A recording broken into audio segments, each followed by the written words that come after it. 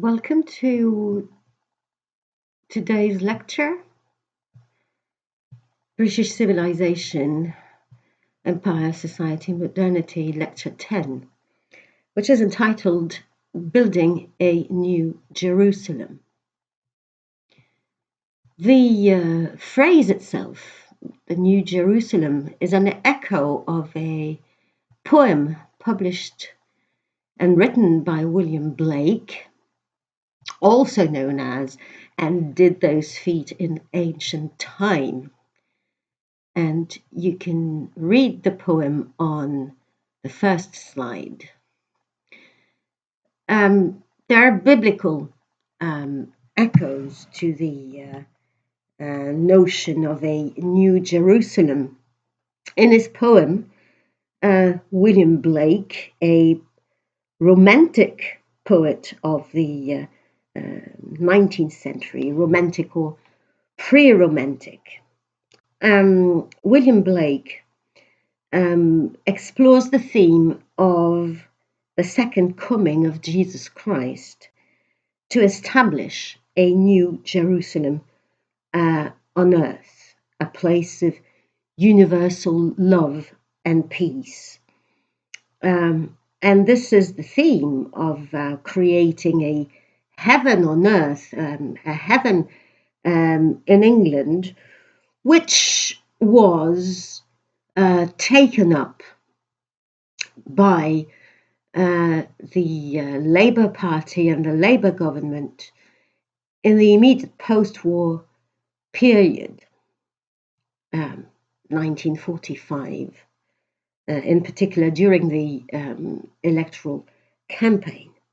So this idea of an ideal society on earth with or without divine intervention. And it is an idea which is associated with the reforms which were introduced by the Labour government between 1945 and 1951.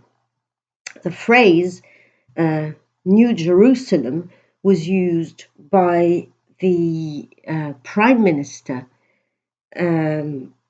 Labour Prime Minister Clement Attlee, who won the election in June 1945. So let us, of course, read this text, but you can do that on your own. Read the text and the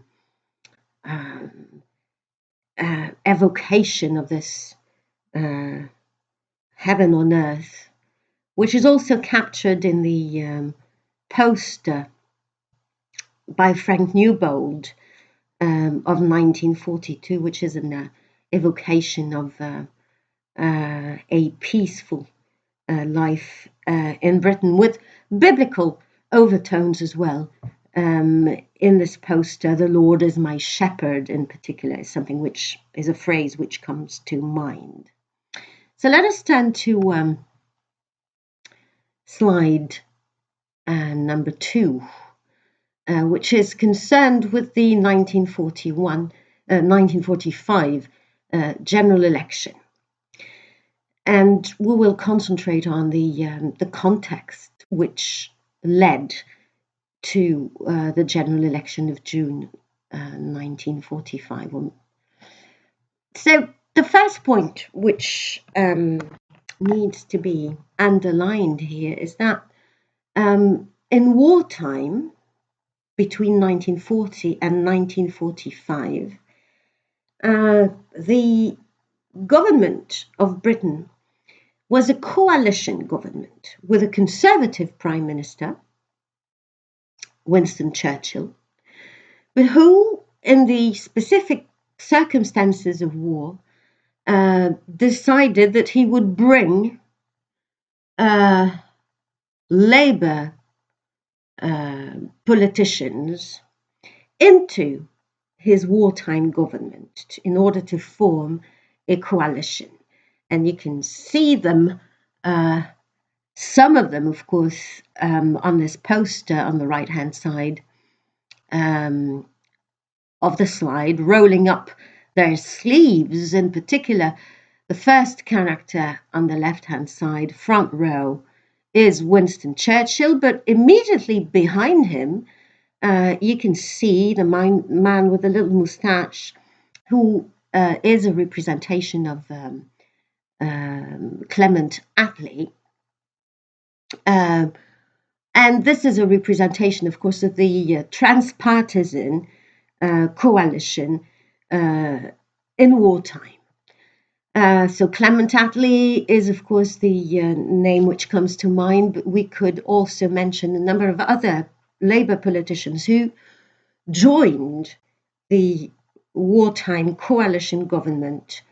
Aneurin Bevan, Ernest Bevin, Hugh Dalton, Herbert Morrison, Stafford Cripps, major Labour politicians who were in charge of the affairs, the domestic affairs mainly, of Britain in wartime. So this is the first point, a conservative-led wartime coalition, which allowed, of course, Labour politicians to demonstrate in a very practical way that they were competent enough to run the country. Okay. The second point which needs to be made about this very special general election of 1945 is that, of course, it was an election which led to a Labour victory. As you can see, on the 5th of July 1945, the results of the general election were made public, and this was what is very often described as a Labour landslide, which means that Labour won by a very wide margin with a large majority in Parliament. Labour won 393 seats to only 213 seats to the Conservatives. So winning the war, losing the peace is, of course, a title which applies to the Conservatives and more particularly to Winston Churchill, who had been a war hero. There is no question about this. Winston Churchill came to office in 1940, in May 1940, immediately after France had stopped fighting, the capitulation of France, which left Britain standing alone to face Nazi Germany and fascist Italy, with Winston Churchill very much standing as the man who would resist and convince the British population that they should fight the war, even after the capitulation of the French government. So there was no question that clearly Winston Churchill was a hero, a father figure, the man who had stood up to dictators, to Hitler, to Mussolini, and who had been able to galvanize the British population so that they would accept to continue the fight even before the United States of America joined the war in 1942. So Britain stood alone for a period of almost 2 years with this war hero, this figurehead, very much associated with fighting the war against totalitarian regimes. So great figure, a great wartime leader, and this great wartime leader, this great conservative wartime leader, nevertheless lost the peace. He lost the election in 1945, and this came as a surprise because there was this general expectation, at least in conservative circles that Churchill's popularity would somehow deliver victory at the polls, victory in wartime, but also victory at the polls. Okay?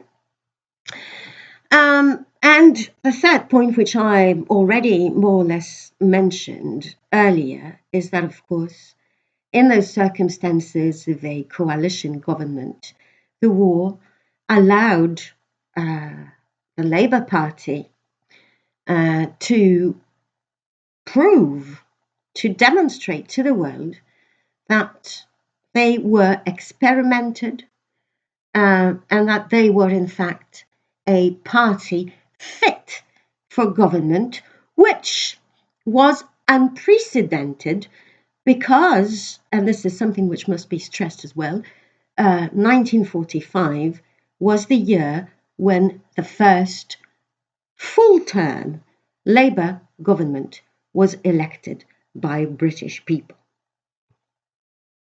So, next slide. Which has to do with what is generally described as a people's war. This is also another famous phrase which is used to describe the 1939-1945 World War, the Second World War. The war was very much about heroism, heroic figures, Churchill, obviously, but also the British pilots of the Royal Air Force. You can see them represented on the poster, on the first poster on the left-hand side.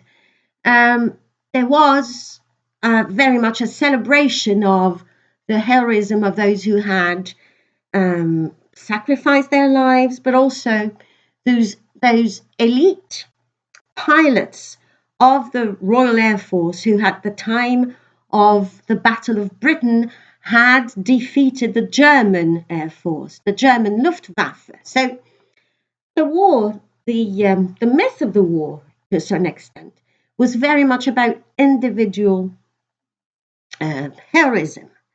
But at the same time, as you can read on the caption, never was so much owed by so many to so few. What was also stressed in wartime was the sacrifice of the individual personal sacrifice for the sake of the community.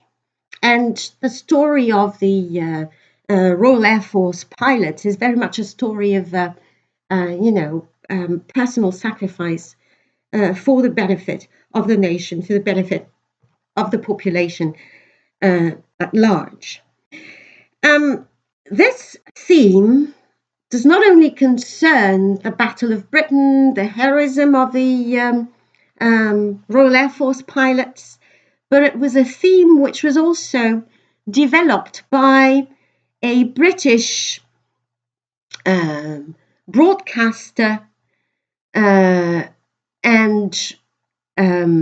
radio broadcaster and playwright by the name of J.B. Priestley, who published in the summer of 1944, not published actually, who broadcast, because we're talking here about BBC radio broadcasts, a number of texts which were later published in a volume entitled Postscripts.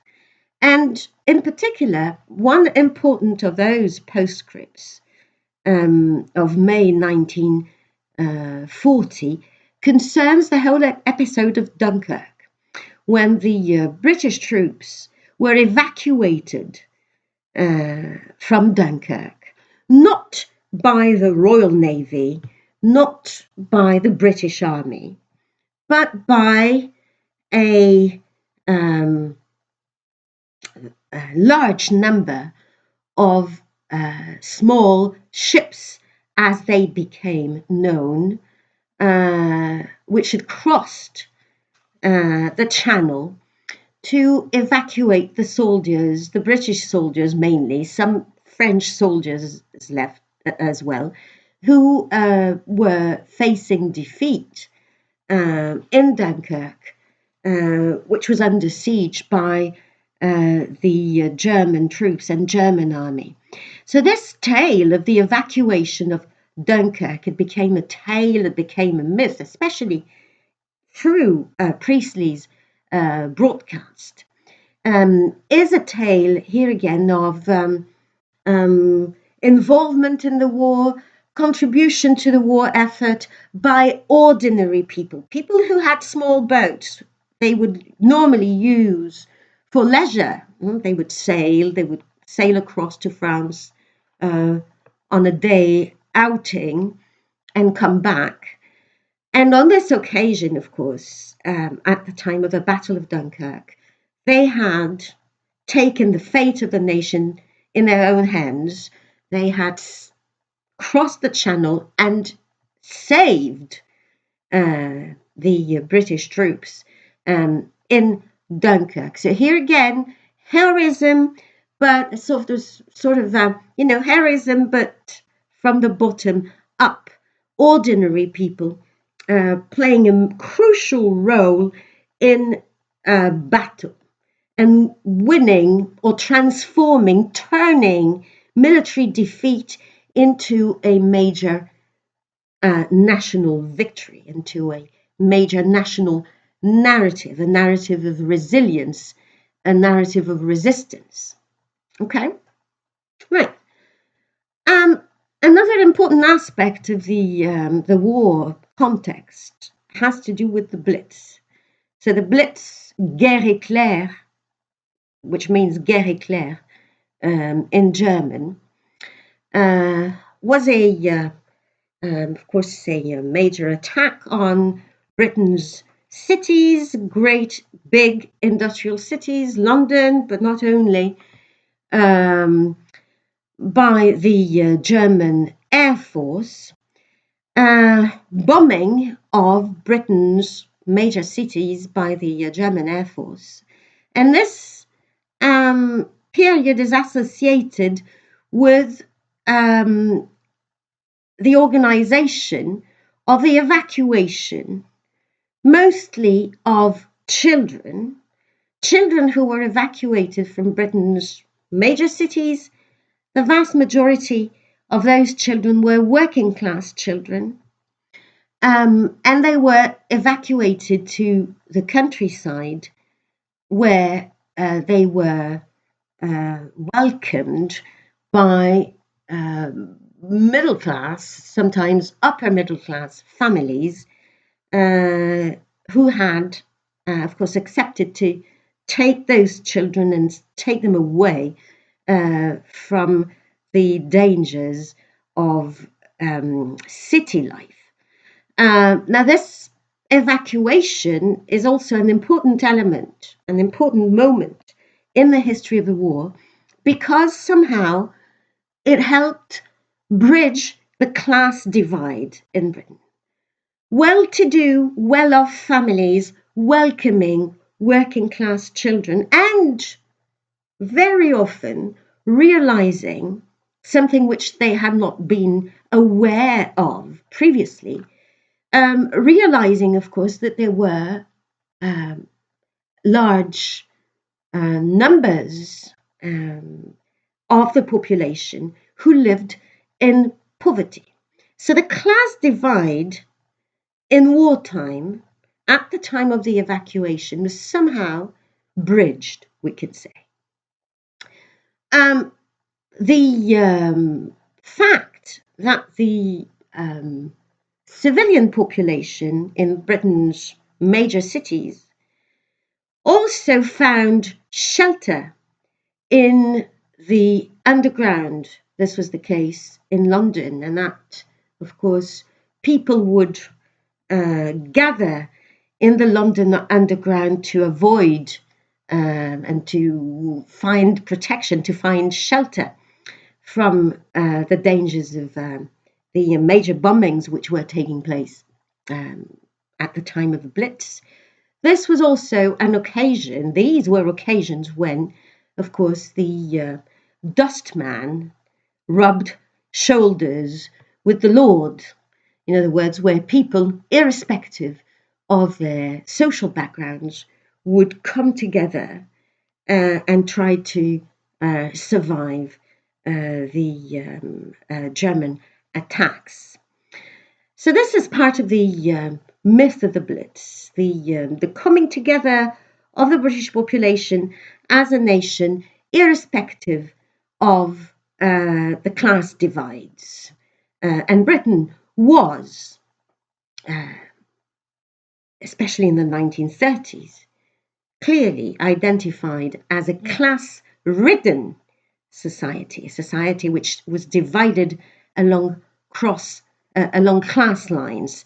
So there is a stark contrast between the 1930s, with so much importance on the class divide in the 30s, and the war, which somehow helped bring together the nation and overcome the class divides. This is part of what is described by Angus Calder in this book. You can see the cover here on the slide, entitled The Myth of the Blitz.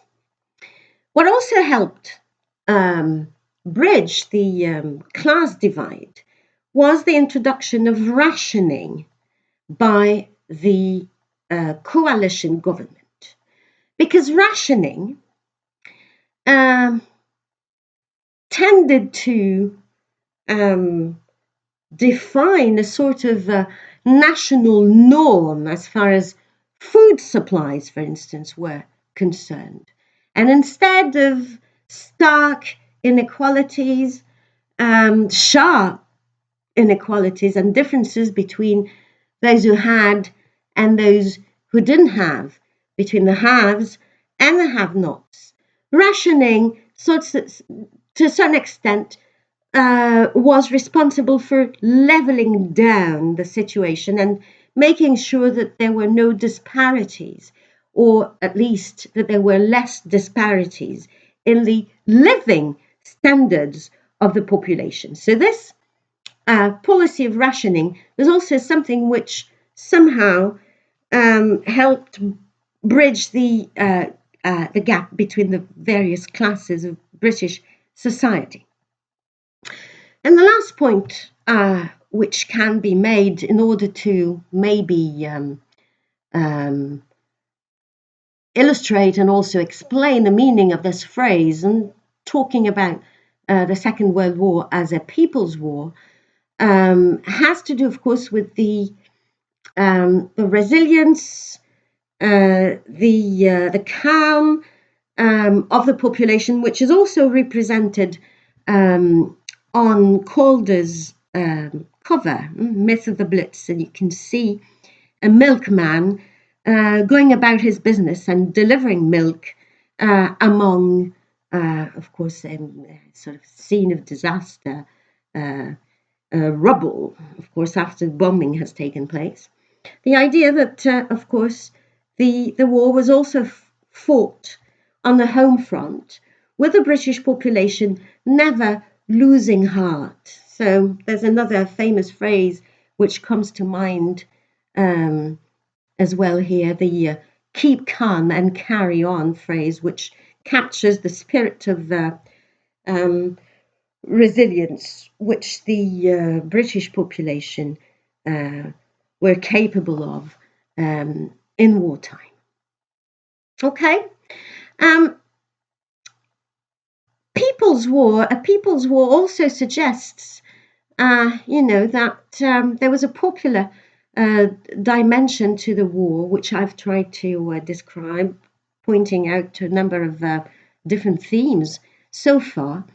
But what must also be stressed is that as the war dragged on, and especially from 1942, 1943 onwards, the British population was also aware that the USSR, the Soviet Union, and especially at the time of the Battle of Leningrad, was also proving a major ally in this fight against the totalitarian regimes, Nazi and fascist regimes. And that somehow the Soviet Union, the communist model, was able, in fact, to play a crucial role in the defeat of Nazi Germany. Communist Russia had been able to muster sufficient strength to deal a fatal blow at the time of the Battle of Leningrad, to deal a fatal blow to Nazi Germany. And therefore, the principles of communism, which until the mid-1940s had been largely regarded as misguided and as somehow to be criticized, the demonstration that the USSR could defeat or help defeat Nazi Germany somehow changed the perception that British people had of a communist regime. Not only British people, by the way, but also throughout Europe. It became apparent that communism could deliver goods, and that communism could, in fact, prove to be a major ally in the defeat of Nazi Germany. So the enemy was no longer Communist Russia, but clearly Nazi Germany, and Communist Russia became an ally of sorts, with a changing attitude towards the key principles of communism. Next slide, which is concerned with what could be described here again as a people's peace, the idea that a war fought by the people. Remember what I said before about the home front, about the resilience and the courage of the British population, about the heroism of ordinary citizens at the time of Dunkirk. So this people's war, a war fought by the people, that a war fought by the people should lead, as a sort of just reward, should lead to what could be described as a people's peace. In other words, that once the war had been won, the population of Britain should be rewarded. So what do we actually mean by this? And this is what I want to take you through in this particular slide. So first point, when the Labour government was elected, won the election in the summer, early summer of 1945, there was a sort of, fear that the election of Labour would perhaps lead to what could be described as a socialist experiment. And on the Conservative side, clearly, those people who'd voted Conservative felt that the Labour Party could very well decide that they would introduce a number of reforms, a number of changes, and a political program, a program of government, which could very well have socialist overtones. And this was somehow something which the Labour leaders tended to suggest that they would do when the first parliamentary session was held after the election, when the Labour members sat in Parliament for the first time, and when the government for the first time, sat on the front benches of the Westminster Parliament, they sang the Red Flag, a song. The Red Flag is a song which is associated with socialism, international socialism. Okay? And this fear, okay, something which had been fueled by Churchill in a very famous speech in 1945 known as the Gestapo speech, in which he suggested, of course, that if Labour was returned to office, if Labour won the election, they would introduce in Britain a tyranny, not a Nazi tyranny, but a socialist tyranny. And this was the main argument which Churchill developed in the Gestapo speech, trying to warn the population that, of course, Labour was on the verge of introducing an anti-democratic form of government in Britain, with a tendency, of course, to impose a socialist tyranny on the country. So this was largely the expectation in conservative circles, but obviously Labour had won the election.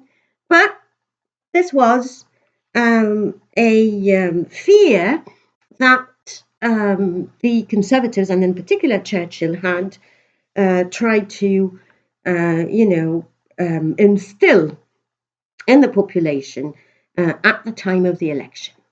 So what happened in practice was this potential threat of a Labour Party, which would actually turn Britain into a socialist country. Was this really the case? If we look at the measures taken by the Labour government, in reality, what became apparent fairly rapidly is that the first legislation which they introduced in Parliament, social legislation which they introduced in Parliament, was very much reminiscent of previous reforms which had been introduced in the Edwardian age, in the Edwardian period, pre-war, before the First World War, under a liberal government. Among those measures and acts of Parliament which were passed under the Liberal government of Herbert Asquith, we have two examples here that I want to stress.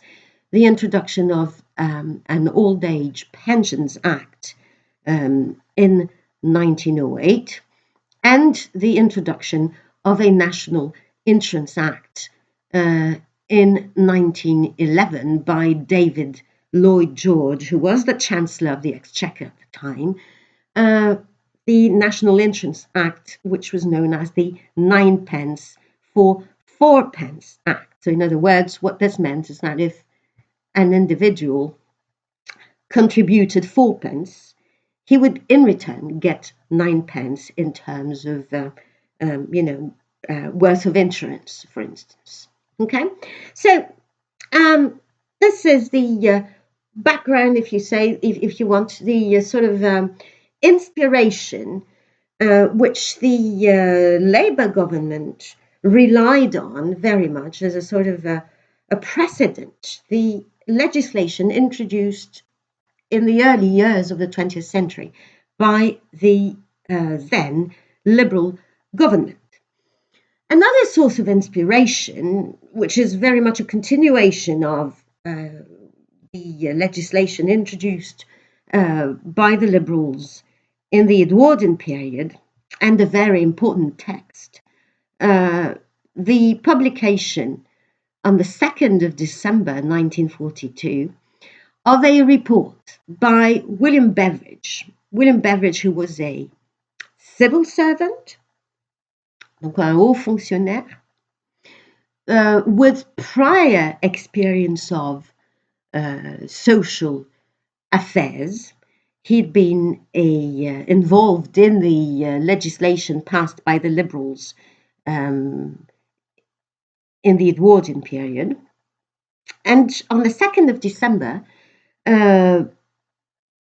William Beveridge published a blueprint to the welfare state entitled, you can see it on the right-hand side of the page, entitled Social Insurance and Allied Services. So this was a blockbuster. This text, when it was published, was an enormous success. It sold more than 200,000 copies of the full report. The figure 200,000 copies was reached by the end of 1944. So immense popular interest and support for the recommendations which had been made by William Beveridge, a Liberal, in this particular report. The second source of inspiration, which has to do with financial instruments, was the text published by John Maynard Keynes in 1936,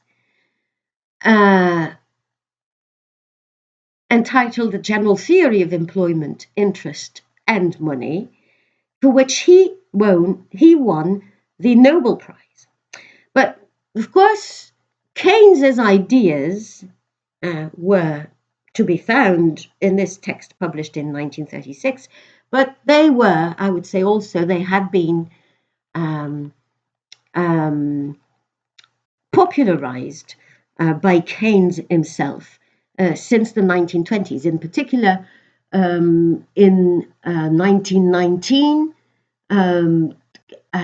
Keynes had published another important text entitled On the Economic Consequences of the Peace, in which he was already putting forward a number of ideas which clashed with traditional financial orthodoxy. In particular, in the 1920s, John Maynard Keynes was very critical of the decision taken by Winston Churchill to return to the gold standard. He was opposed to a return to the gold standard on the basis, of course, that in the immediate post-war period, so immediately after the First World War, what was needed in order to set the economy going again, in order to find appropriate policies for a period known as the Reconstruction, this exceptional period called for exceptional economic policies and exceptional economic measures. And fiscal orthodoxy, the return to the gold standard, was clearly, in his opinion, a mistake.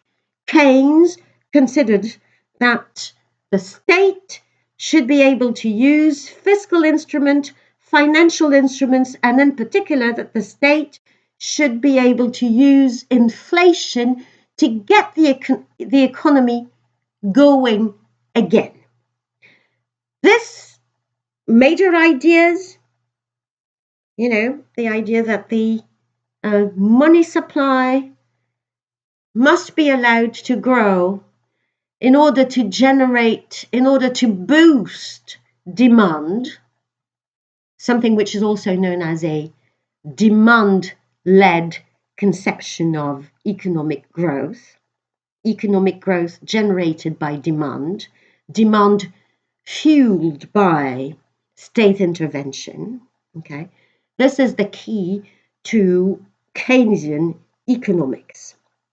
So Keynesian economics became predominant in the immediate aftermath of the Second World War, and the Labour government, which came to office in 1945, could rely on Keynes's recommendations, could rely on Keynes's general theory of employment, interest, and money in order to devise innovative economic policies and innovative social policies. So you have to think of Beveridge and Keynes somehow as the major sources of inspiration for the Labour government's social and economic policies between 1945 and 1951. So let's move on to the next slide, which is an excerpt taken from the Beveridge report and which describes and identifies the three guiding principles of Beveridge's recommendations. So I suggest that we read this slide together. I've tried to highlight the most important sections of it in bold letters. Okay, so three principles. First principle is that any proposals for the future, while they should use to the full the experience gathered in the past, should not be restricted by consideration of sectional interests established in the obtaining of that experience. Now, when the war is abolishing landmarks of every kind, is the opportunity for using experience in the clear field. A revolutionary moment in the world's history is a time for revolutions, not for patching. First comment on this first principle, an extremely ambitious attitude. The word revolution is used on two occasions. Perhaps we could say this is slightly exaggerated because there were precedents, in particular in the Edwardian period, but clearly Beveridge is trying to impress on his readers' imagination, of course, that they must be bold, that they must take radical steps. And in particular, so a time for revolutions, not for patching. Patching means, trying to repair something which is broken. What he's saying is that we must not repair, we must build anew. We must innovate. Okay? And the second point which I want to make about this first guiding principle is that clearly what Beveridge had in mind was to propose reforms, propose changes and radical changes which would have a global, a universal reach. He's saying we must not think in terms of social categories. We must no longer think in terms of sectional interests. Sectional interest means, look at what we can offer particular categories of the population. What he's saying is that the new system which he wants to put in place, the new system of social insurance in particular and social reforms, is a system which must have a very broad reach, a very broad spectrum, which must apply universally, irrespective of landmarks of any kind. And what he had in mind probably here was social landmarks or social categories, so the same idea of bridging the social divide. Second principle. The second principle is that organization of social insurance should be treated as one part only of the comprehensive policy of social progress. Social insurance, fully developed, may provide income security. It is an attack upon want. But want is only one of 5 giants on the road of reconstruction, and in some ways the easiest to attack. The others are disease, ignorance, squalor, and idleness. So another indication here that the ambition is, of course, to address a number of issues in order to deliver meaningful social progress. Not only income security, but disease, ignorance, squalor, and idleness. What he describes in this report, 1942 report, as the 5 giants which have to be attacked and defeated. Okay?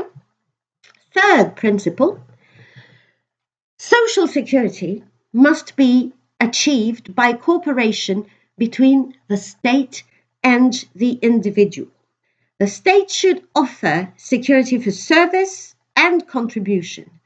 The state, in organizing security, should not stifle incentive, opportunity, responsibility. In establishing a national minimum, it should leave room and encouragement for voluntary action by each individual to provide more than that minimum for himself and his family.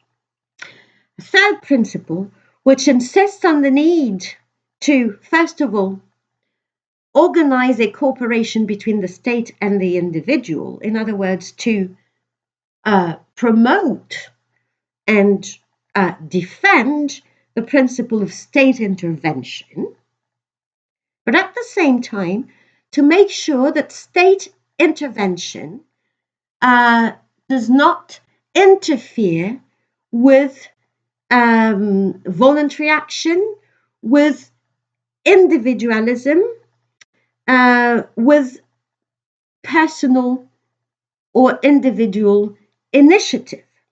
So in other words, what we can say here is that clearly in this third principle, we realize, we understand that Beveridge's point of view was clearly not one which could be described as socialist. Beveridge was a liberal who cared about individual opportunity, who cared about individual responsibility.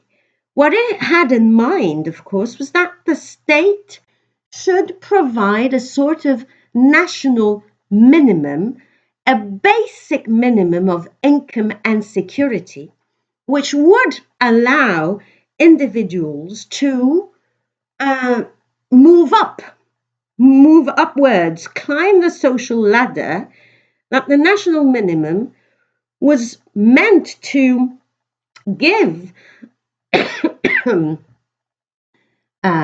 ordinary people, to give individuals the opportunity to grow to their full stature. Okay? So a sort of filet de sécurité, if you want, a sort of safety net in English, the filet de sécurité in French. The idea being, of course, that this national minimum should not stop personal individual initiative, but on the contrary, that it should facilitate and encourage individual initiative and freedom. Okay?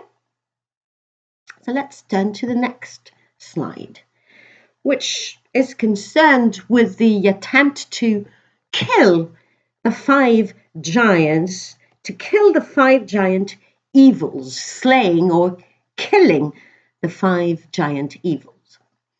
So what you have on this slide is a series of acts of parliament which were passed by the Labour government, which was elected in 1945.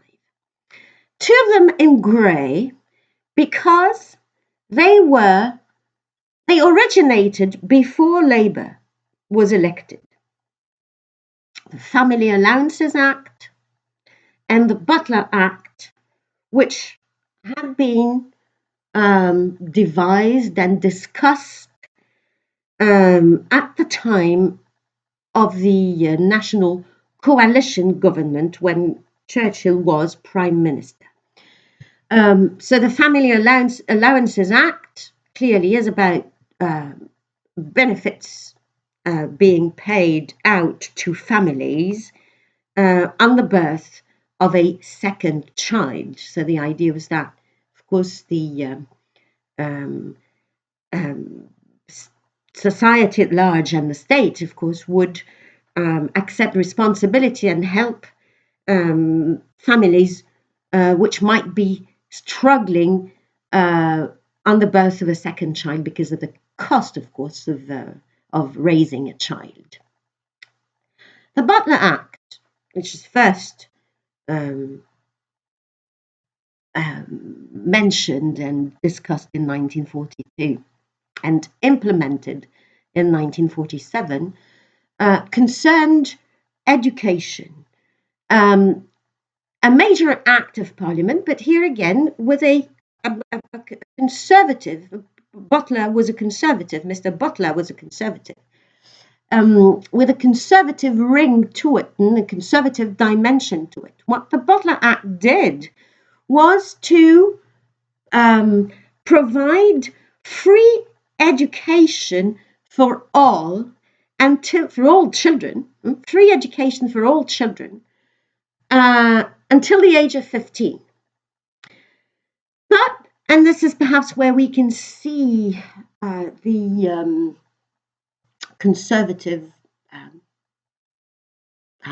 colouring, the conservative dimension of the Butler Act, is that it was an act which made provision for free education for all until the age of 15, but at the same time which divided the population into three categories. Three categories of schools for three categories of population. The technical colleges, first category, for those who were technically gifted and who would go on, of course, to find jobs in, manual occupations, technical colleges. Second category, the secondary modern schools, schools for the large majority of the population, okay? And the third category, known as the grammar schools, were schools intended for the high flyers, schools intended for the intellectually gifted, okay, who could become pupils in a grammar school after taking a competitive exam at the age of 11, known as the 11 plus exam.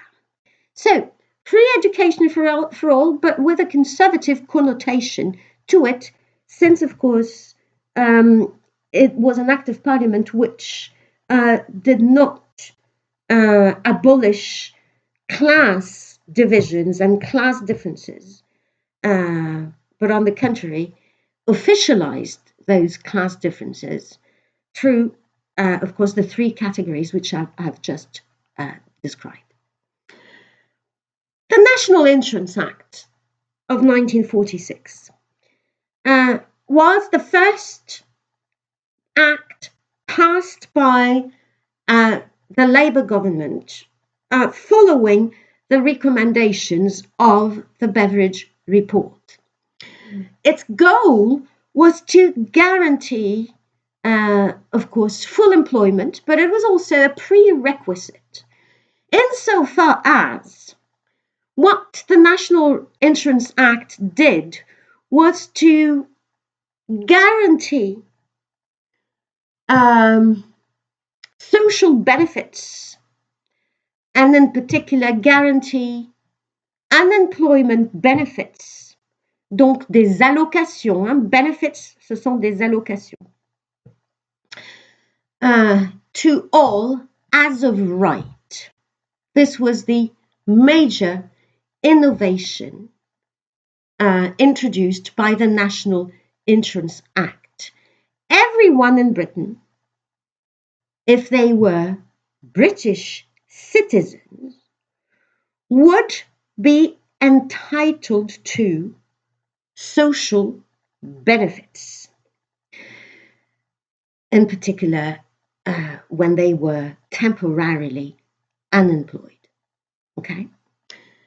What needs to be stressed here is that, of course, this National Insurance Act meant that the principle of social rights was promoted through this piece of legislation.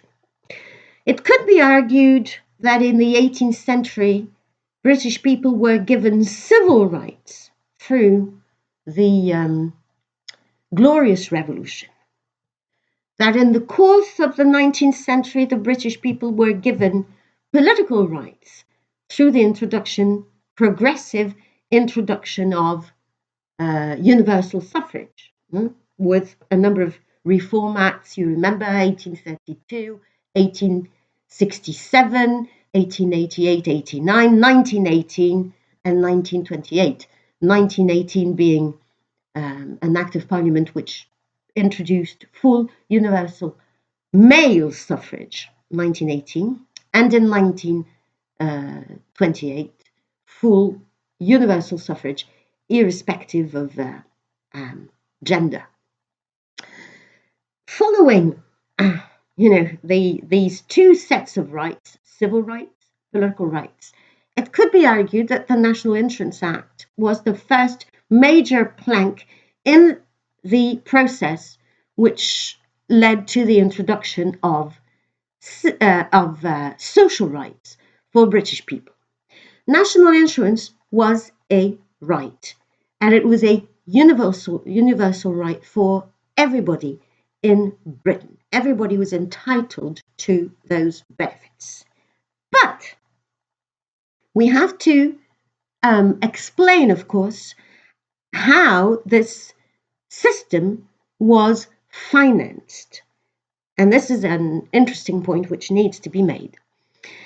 The National Insurance Act stipulated that the social benefits which British citizens could avail themselves of, could benefit from, would be financed in three different ways.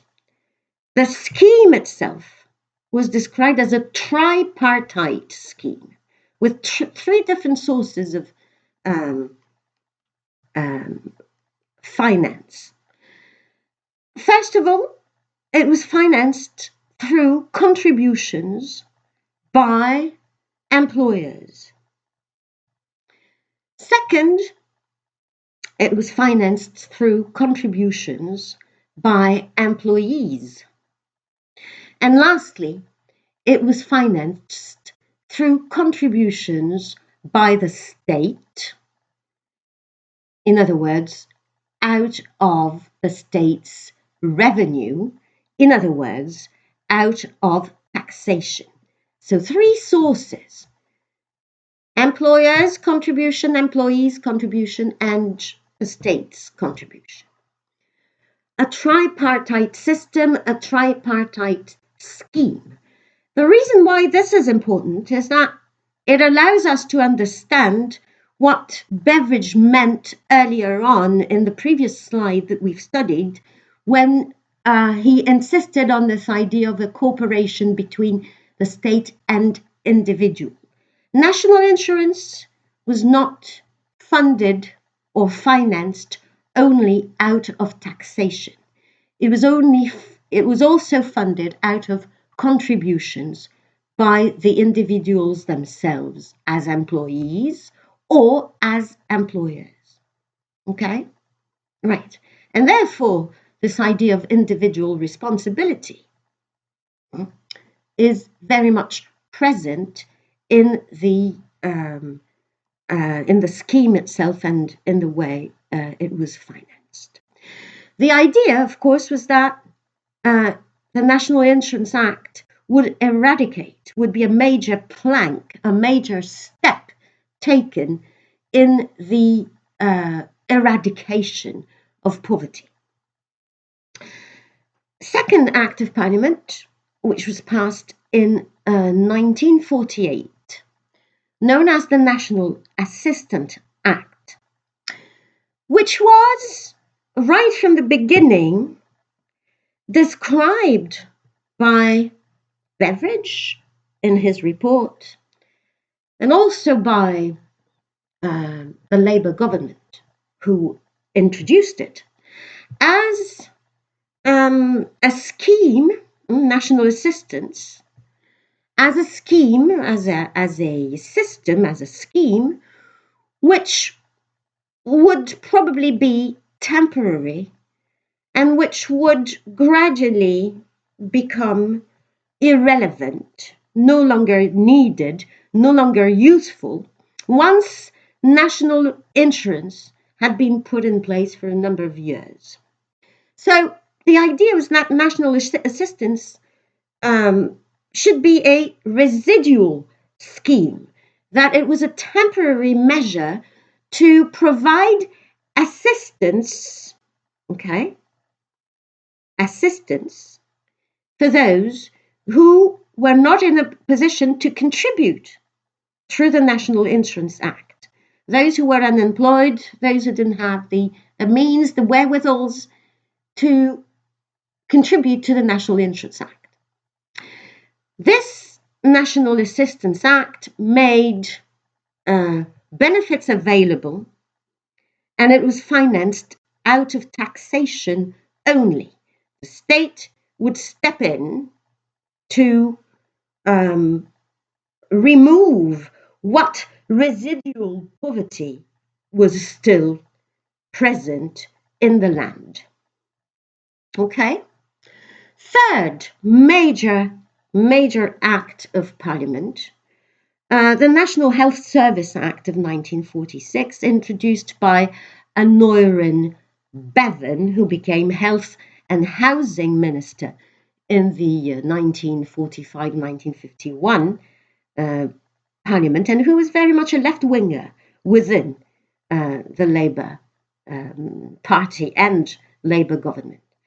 He introduced a National Health Service Act, which created a national health service free at the point of use.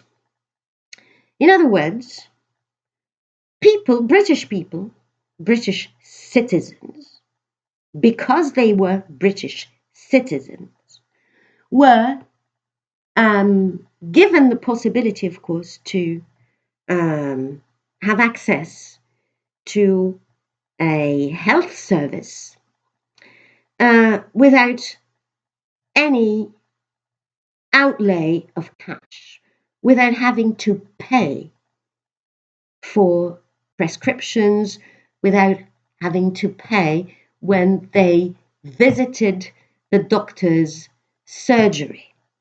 Okay? Major innovation, an extremely popular institution.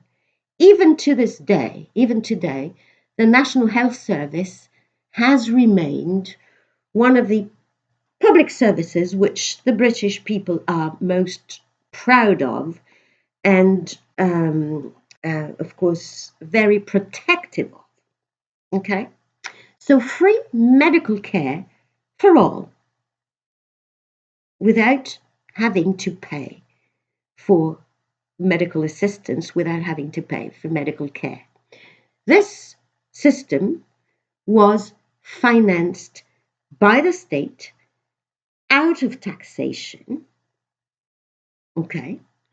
and medical care was provided through nationalized hospitals.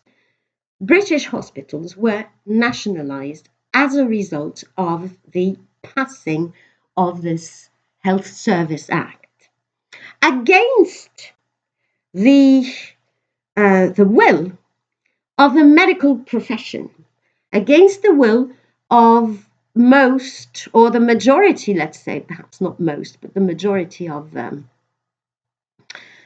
British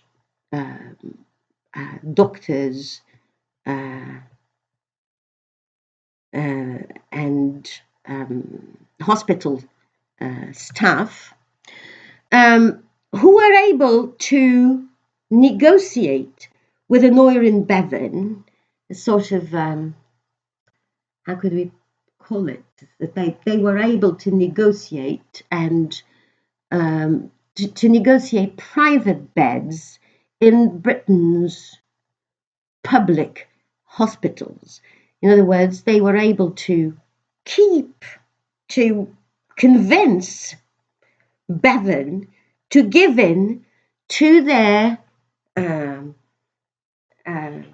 grievances and accept, of course, that if they accepted to become civil service and work in Britain's public hospitals, they should nevertheless be able to keep a few private beds. What I mean by this, obviously, is that when a bed is private in a hospital, this means that the doctor, the surgeon, for instance, will charge fees for any medical attention given in this particular context. So we could say to a certain extent that the National Health Service Act did not prevent the medical profession from keeping a fairly small proportion of private practice, but still, right, by and large, a public health system nationalized with the possibility, of course, to maintain a very small private sector alongside the public sector.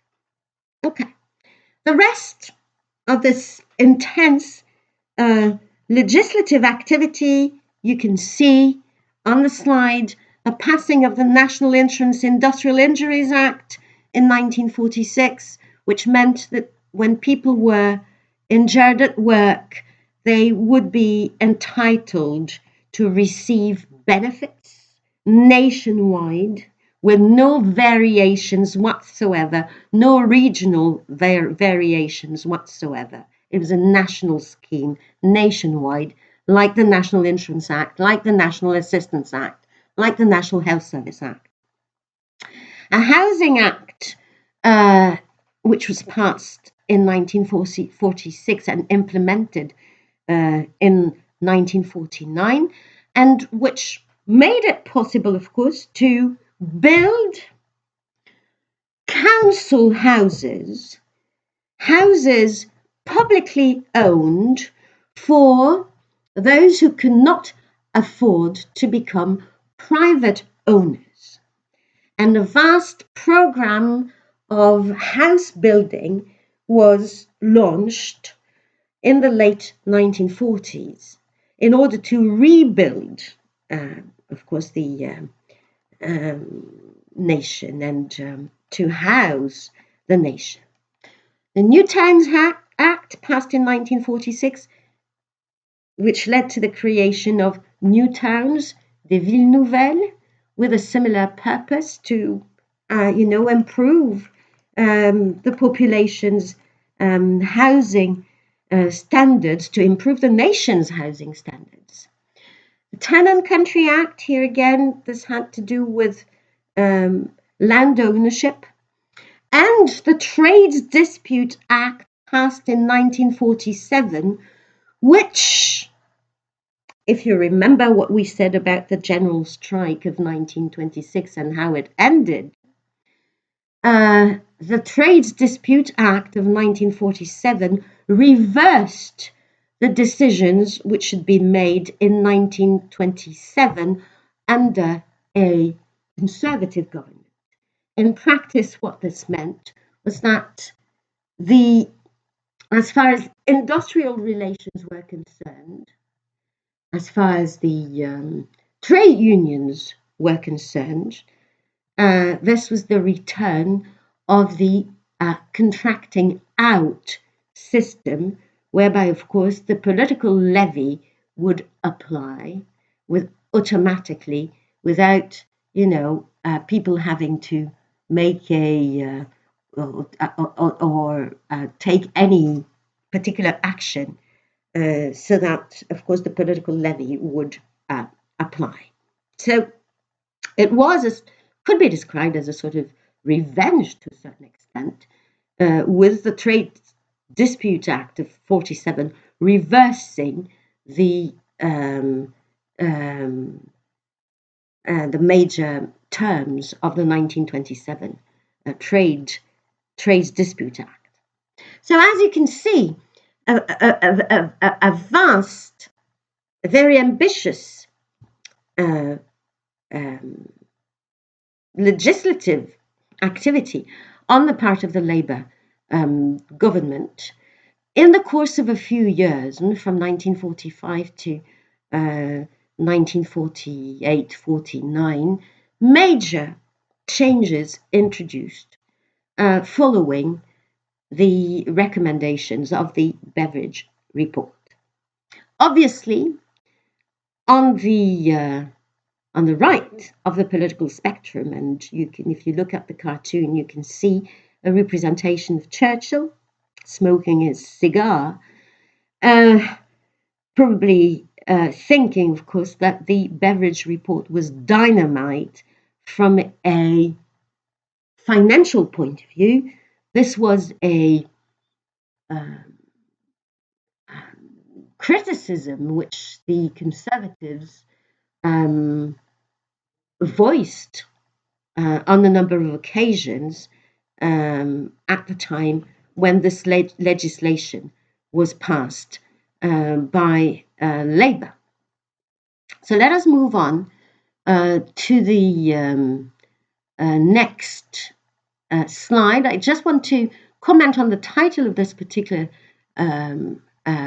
slide here. I forgot to mention it, but the phrase "from the cradle to the grave" is a phrase which became attached with the whole body of legislation which was introduced by the Labour government.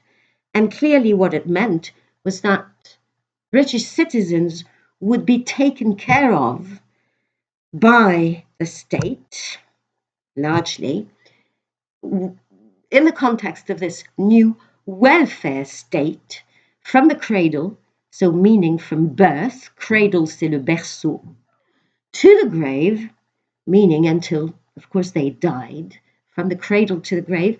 Sometimes the phrase from the womb to the tomb is also used. Donc, du ventre de la mère jusqu'à la tombe, from the womb to the tomb. Right. Next slide, which has to do with no longer so much with the social aspects of the Labour government's legislative activity, but with the economic reforms and the economic policies which were introduced by Labour, which very much led to the introduction of what is known nowadays, and what became known at the time, as a mixed economy. But obviously, remember that Labour's sources of inspiration were both Beveridge and his report, but also Keynes and his economic theories. So the two aspects, the social issues and the economic issues, are obviously clearly interrelated, and there is a clear interdependence between social reforms and economic reforms. So what remains the major innovation introduced by the Labour government of 1945-51 is clearly the introduction of nationalizations, turning private concerns, private firms, private economic sectors into public ones. This is what nationalizing means. And as you can see, nationalizing the economy was clearly part of the Labour Party's program, even part of the Labour Party's constitution, and had been so since 1918.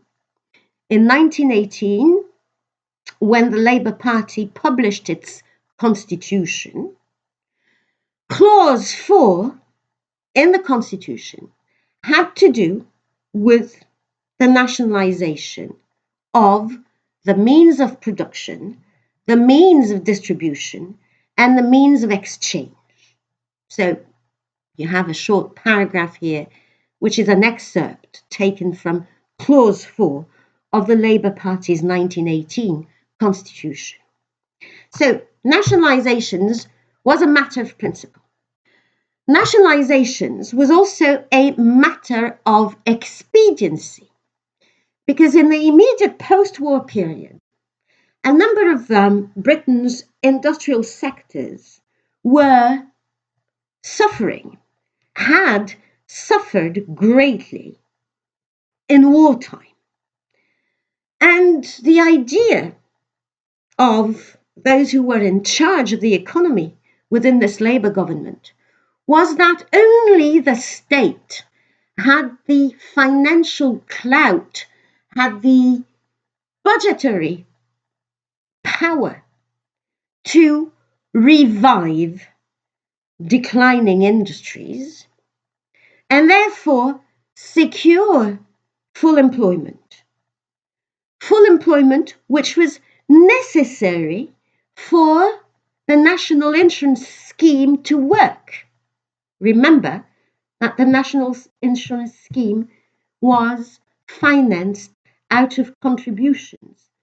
If people were unemployed, they could not contribute to the scheme. So full employment was a goal, and at the same time, it was also a prerequisite for the whole system to work. So the Labour government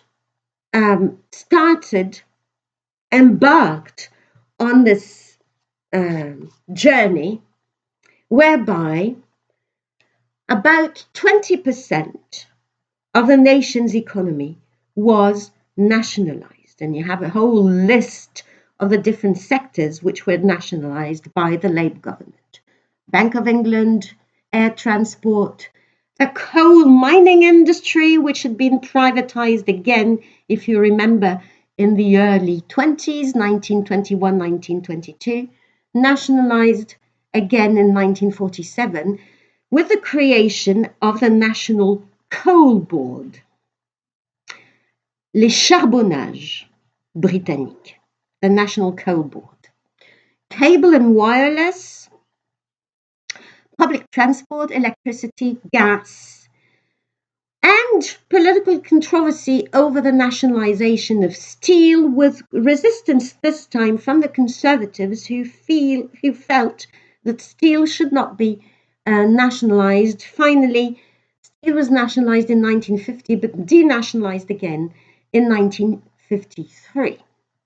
So, the point which I want to make here is that, as you can see, nationalizations as a matter of principle, but also nationalizations as a matter of expediency. This is interesting if we want to try and answer the question, was this Labour government a socialist government, fueled by ideology? Clearly, as far as nationalizations were concerned, ideology was not the only, and perhaps not even the predominant motivation for nationalizing industry. The Labour government chose to finance only declining industries which were in need of massive investment of the kind which only the state could guarantee. And the goal, of course, was clearly to secure full employment, to get the economy going through full employment, and to guarantee the stability and perhaps also the feasibility of the social reforms which they were also in the process of introducing in Britain. Lastly, clearly the Labour government and the vast majority of the members of the Labour government were convinced that the nationalisations would be the key to improved efficiency. This was clearly the goal, that the nationalised industries should be managed by experts. What this meant in practice was that even as the private owners, of course, were replaced by the state through nationalizations, the managers, those who managed those newly nationalized industries, remained the same. Okay? There was a belief in expert management, a belief in expertise, which meant that even if those industries were financed out of the public's purse as nationalized industries, those who ran those industries were the same people as before those industries or industrial sectors had been nationalized. Last innovation introduced in 1947, the Economic Planning Council, which was clearly an attempt, of course, to organize economic development and economic growth, to centrally plan economic growth. Okay? In order, here again, to make sure that the British economy would grow. The goal was not equality at all costs. The goal was to clearly make sure that the British economy would be as efficient and as prosperous as possible. So to a certain extent, what we could say is that the schemes which were introduced, the various reforms which were introduced by this 1945-1951 government, were meant, in fact, to find solutions, to find alternatives to the flaws, to the shortcomings of the capitalist system of production. Not to replace, not to put an end to the capitalist system, but to improve the capitalist system. And this is what is meant by the mixed economy. Britain was not a communist country. It was not a socialist country. It was a country where the private sector and the public sector coexisted. It was an economy where the public sector delivered public services and revived the declining industrial sectors in the land. Okay, let me turn to a sort of balance sheet.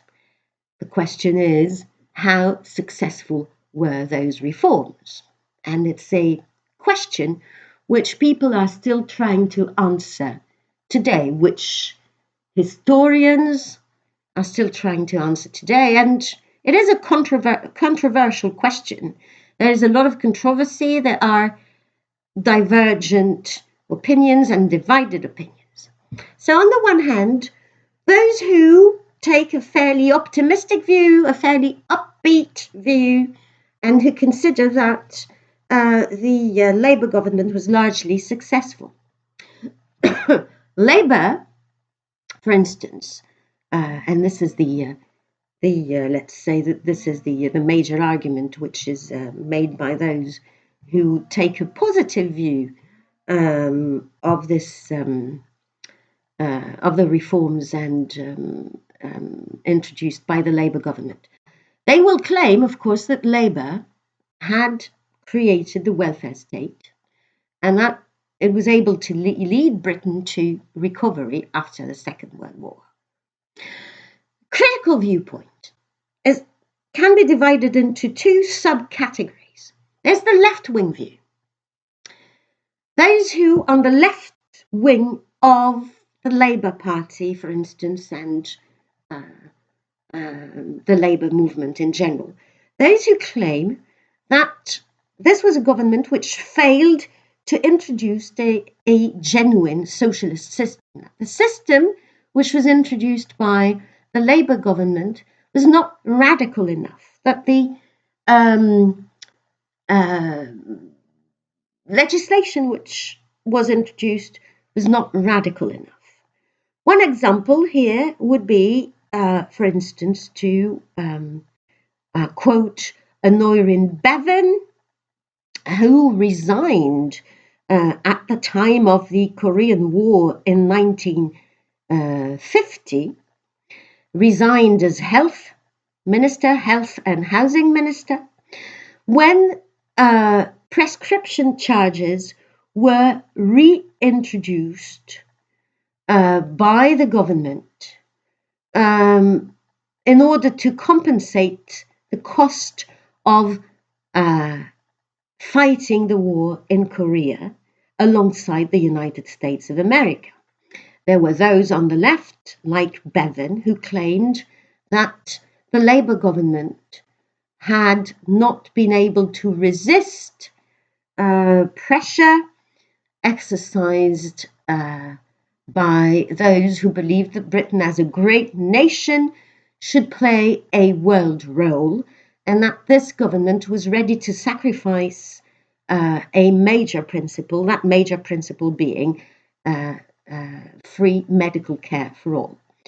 Prescription charges were reintroduced for dentistry, for instance, and for spectacles, for glasses. The radical right, another criticism, another perspective, which I'm going to explain maybe in greater details as we move on to the next slide. The radical right was critical of the reforms and the system introduced by the Labour government, claiming, of course, that this clearly was a system which suppressed freedom and liberty, and which was perhaps too costly for the British state and for the British government.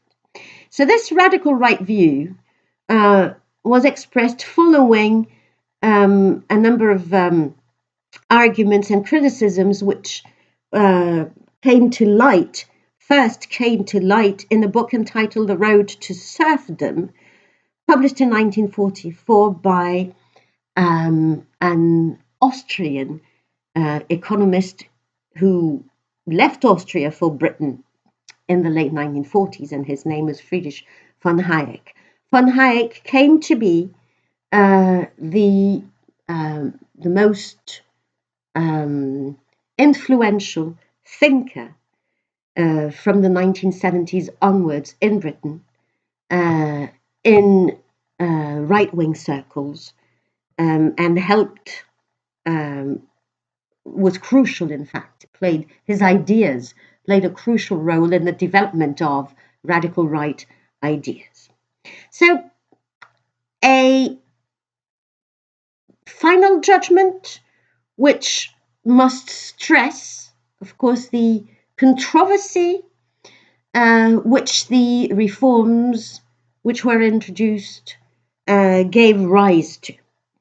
But, as we will see, those controversies, at least until the mid-1970s, were only expressed by a minority on the right or on the left.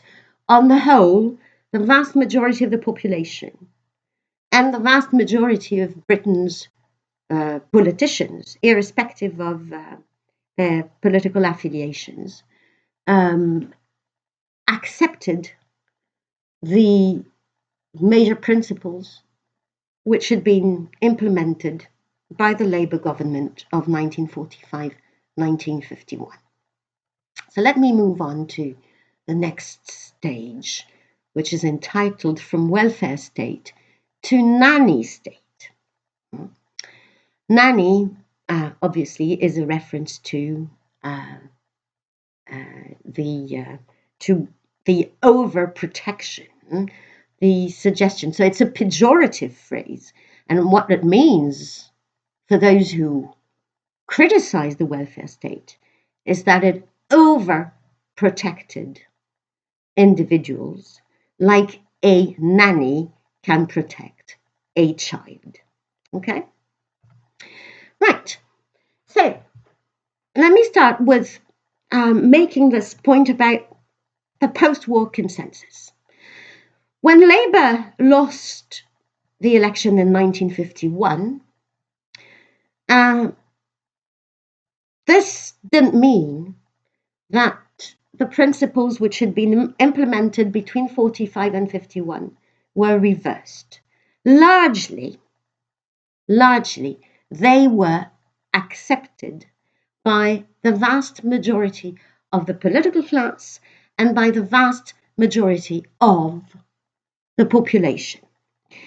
And what became known as the post-war consensus, which lasted into the mid-1970s, rested on the key principles and objectives of the Keynesian welfare state.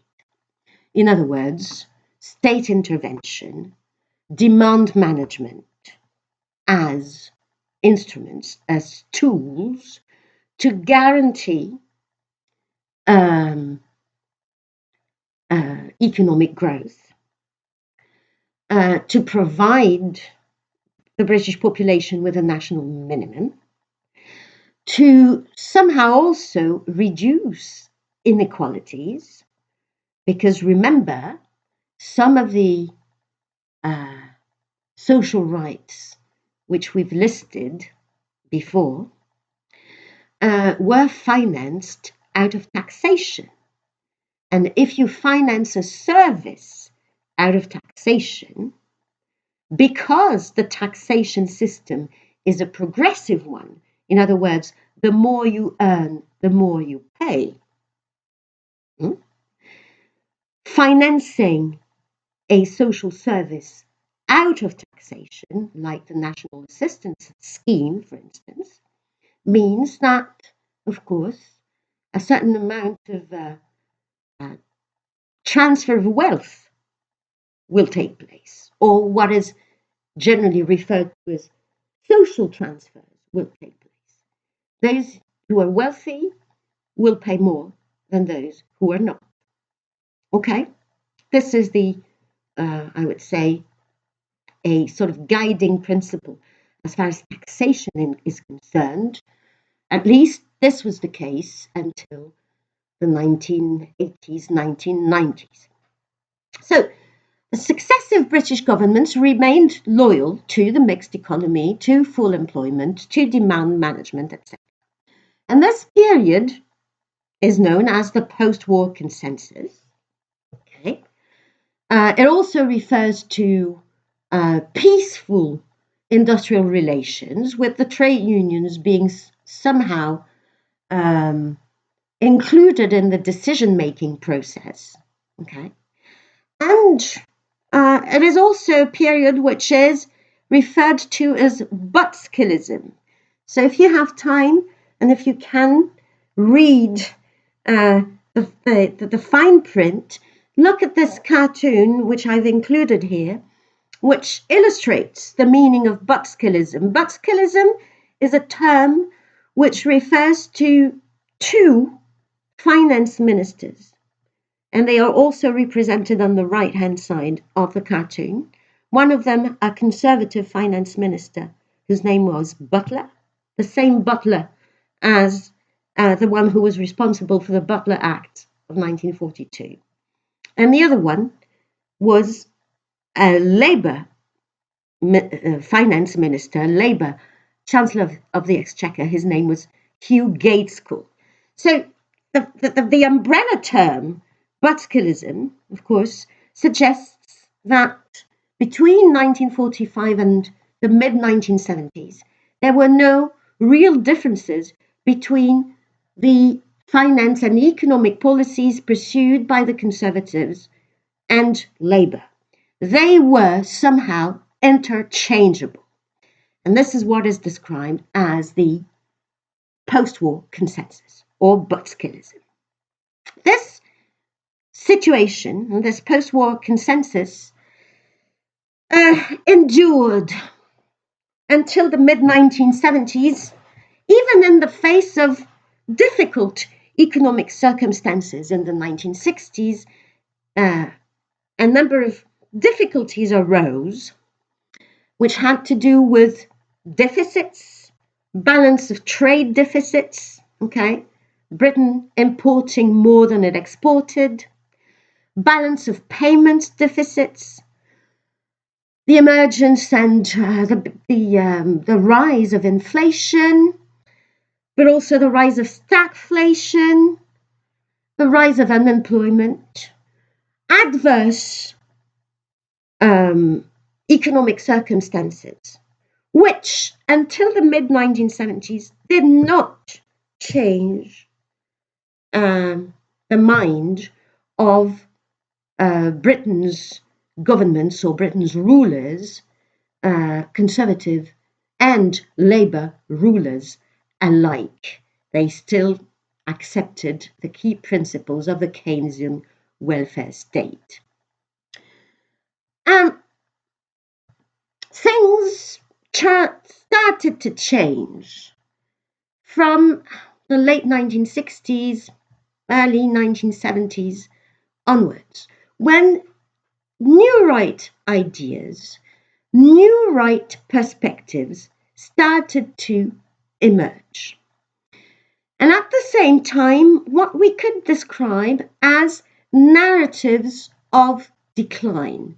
The idea started to spread among right-wing circles, those who claimed to represent this new right, the right which no longer accepted the consensus. And this is what new right means.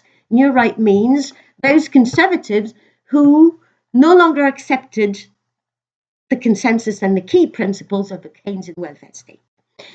From the mid-1970s, they started blaming Britain's poor economic performance, okay, rising inflation, balance of payments and balance of trade deficits, the devaluation of the pound, which took place in the late 1960s, 1967, 1968, the first one.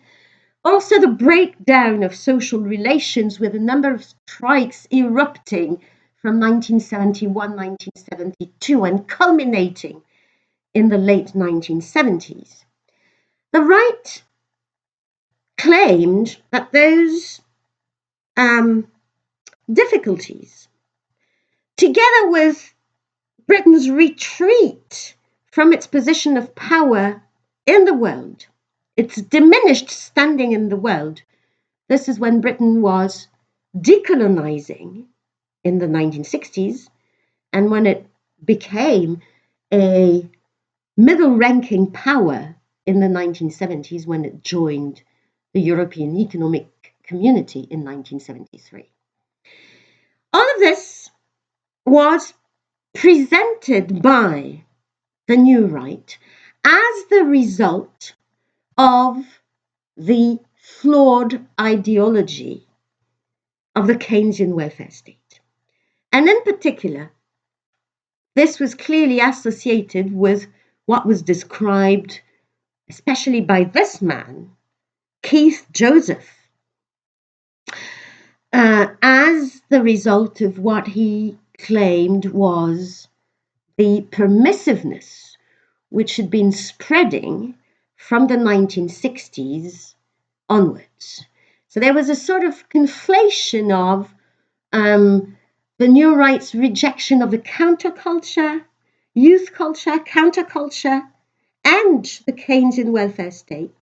All of this was described by the New Right as what, in fact, could explain Britain's difficulties, could explain why Britain could be described in the 1970s as the sick man of Europe, with a,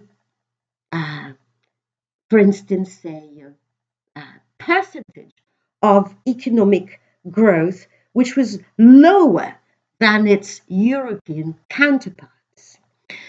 The decline is spreading is this phrase taken from Keith Joseph's speech delivered in 1974, a famous speech delivered at Edgbaston, in which he actually, of course, tried to develop this idea of a spreading decline as a sort of prophet of doom. Okay, let's turn to the next slide.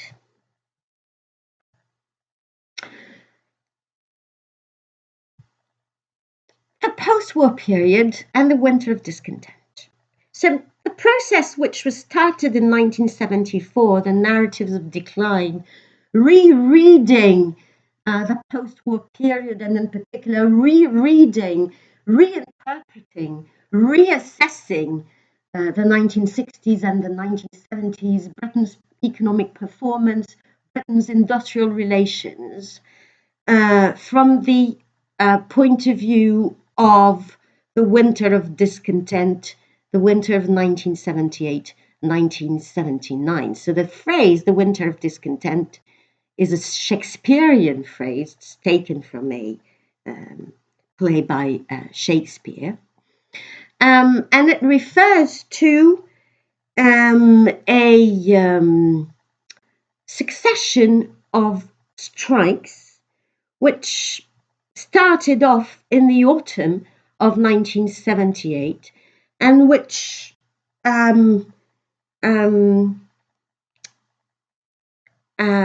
continued into the spring of 1979. So almost 6 months of strikes between October, November 78 and February and March 1979.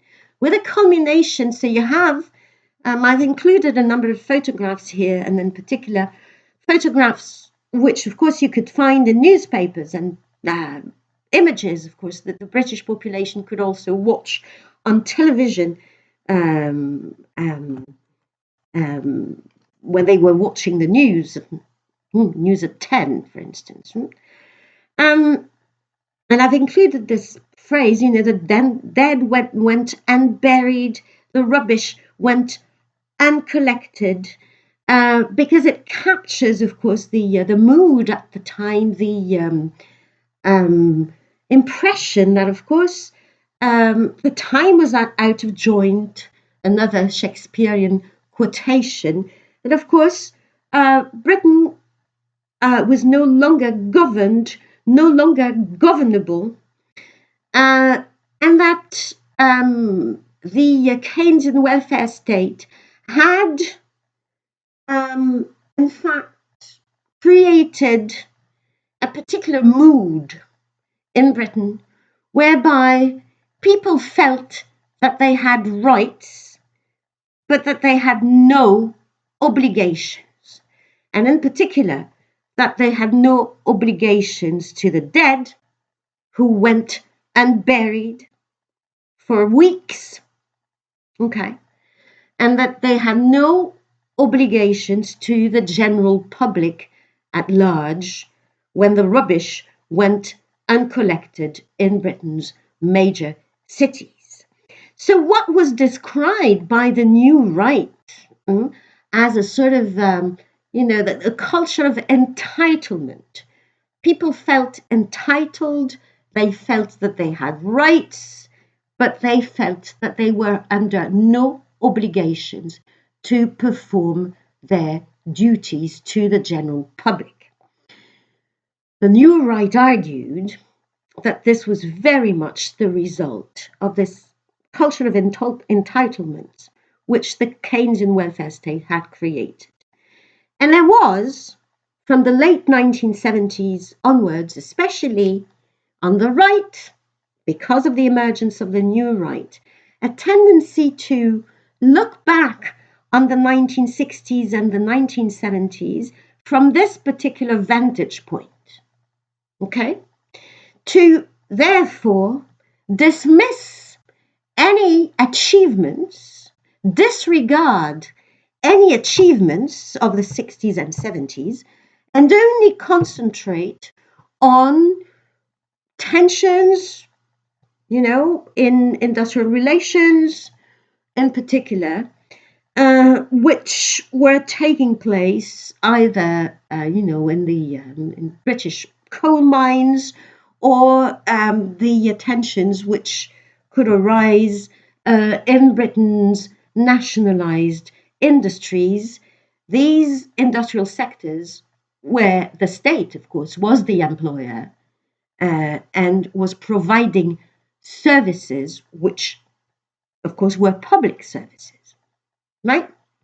So this is the general mood, or at least this is a narrative of decline, the vantage point of the winter of discontent, which was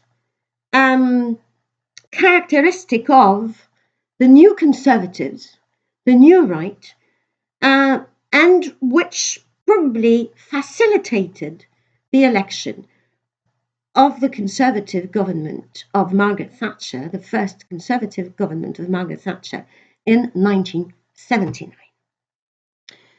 So, what Margaret Thatcher did, together with her political friends within her government, and she was very much drawing inspiration from Hayek's Road to Serfdom. She was very much drawing inspiration from the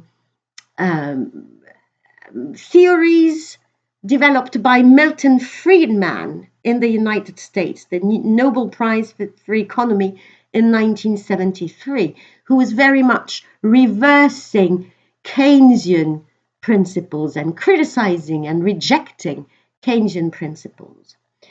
Margaret Thatcher very much believed, especially from 1982 and 1983 onwards, she very much believed that the culture of entitlement, which the Keynesian welfare state had introduced in Britain, should be replaced by a new culture which she described as the enterprise culture.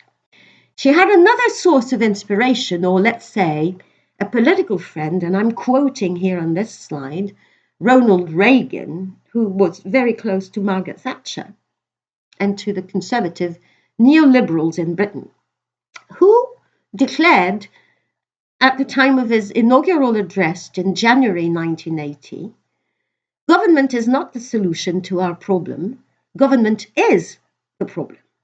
So clearly moving away from the post-war consensus and the emphasis, of course, that government investment, government intervention could solve problems. Accordingly, the Conservatives in the United States, but we're concerned here with Britain, Thatcherite conservatives, especially from 1982 onwards, started implementing new principles. Crucial was the idea that state intervention should be stopped, that the frontiers of the state should be rolled back.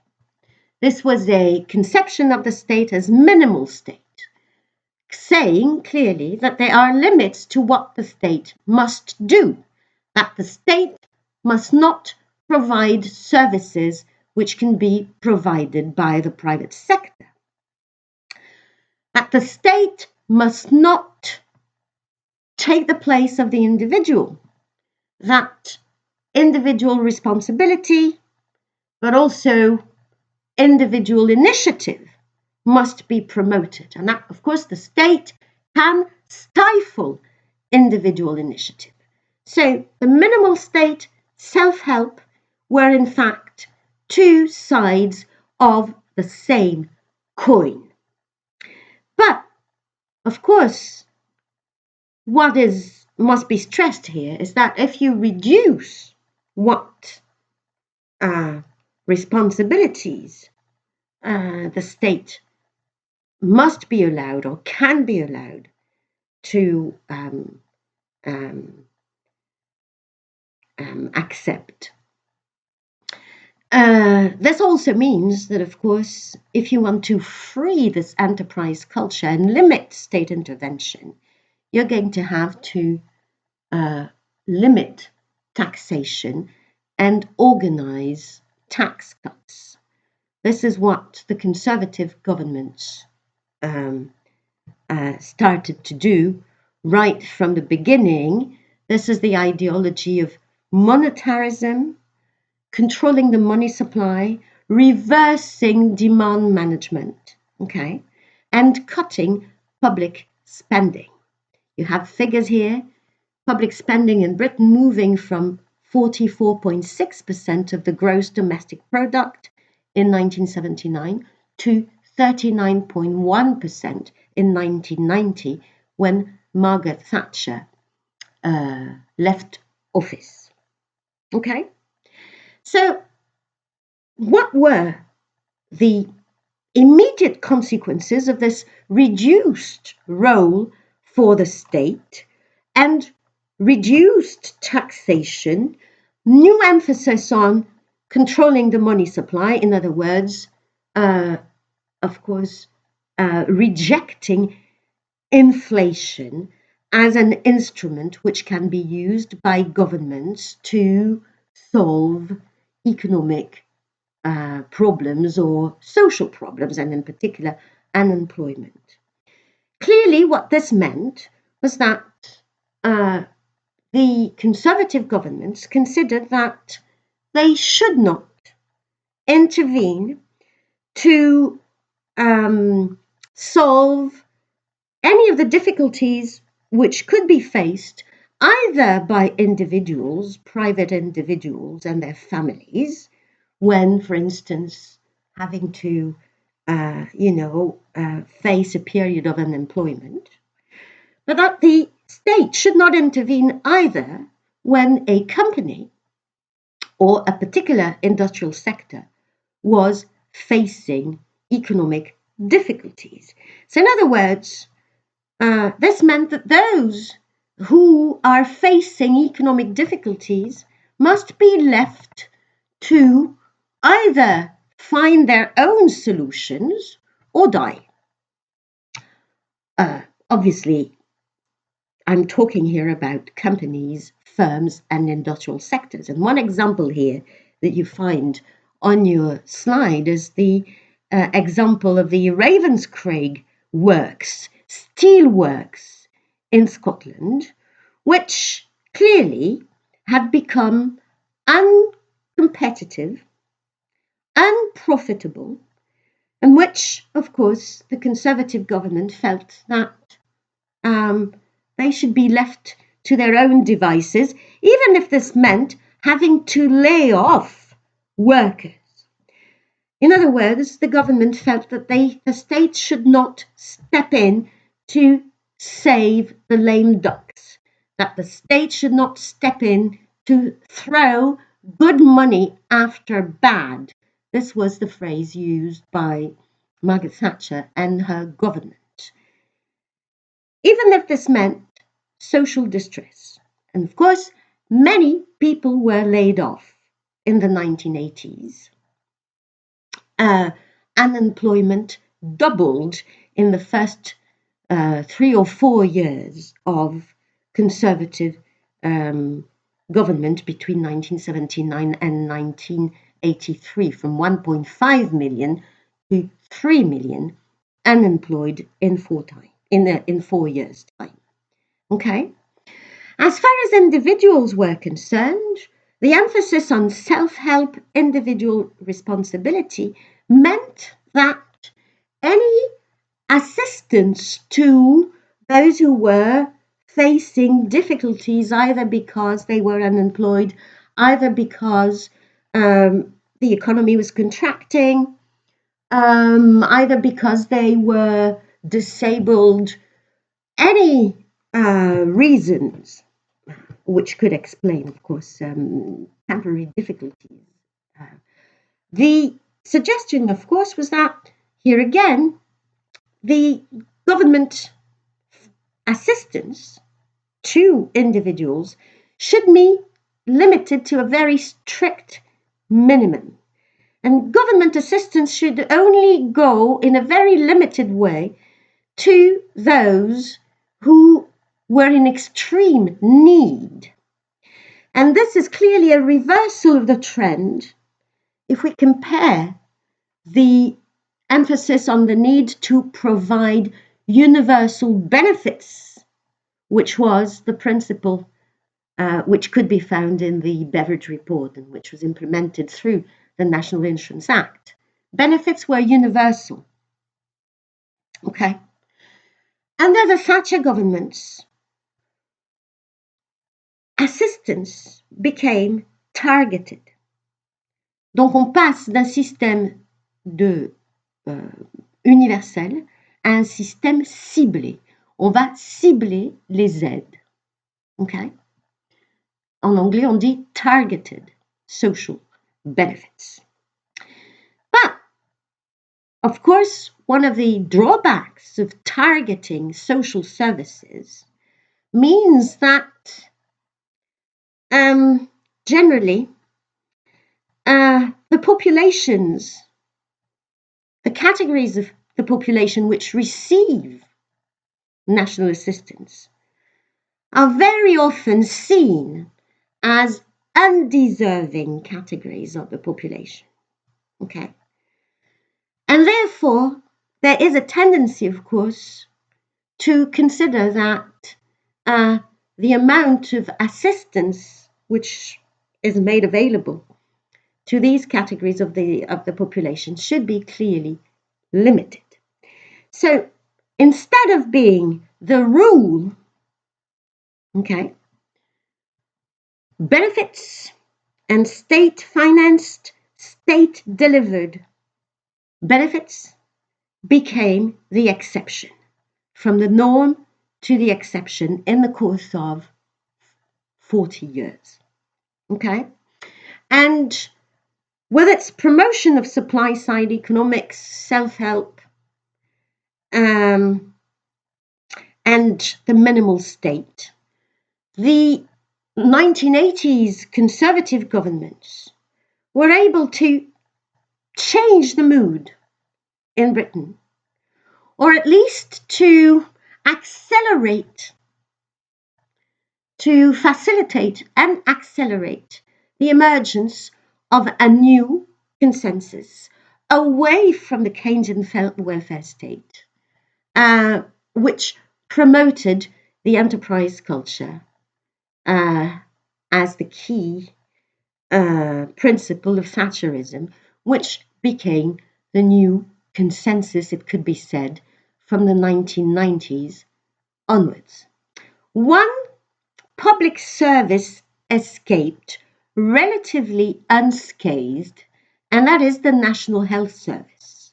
But apart from the National Health Service, the vast majority of the protections which were put in place in the post-war period were gradually eroded and sometimes terminated. That is all for today.